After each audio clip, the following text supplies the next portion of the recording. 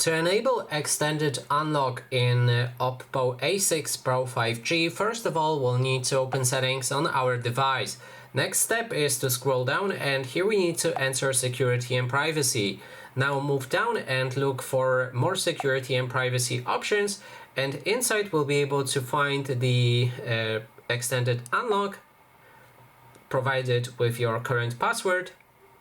And then you'll get a little introduction on how the extended unlock works. So extended unlock keeps the device unlocked when it's with you. Extend unlock can recognize when you're holding your device, you're near home or another trusted place, your watch or another trusted device is nearby. So if you click on got it, you'll be able to set up all of those three options. So on body detection, that means your phone should know when you're holding it, and if you enable it, nobody else basically should be able to unlock your phone.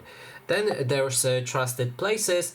Extend unlock with trusted places. If you activate this option, you'll be able to select trusted places from the map, and that way if you're nearby this location that you've selected, you should be able to unlock your phone without any issue. Then there's a trusted device, and you can add trusted devices to your phone. If you're using watch or something, then if your phone detects that this device is nearby, it should unlock without any problem as well.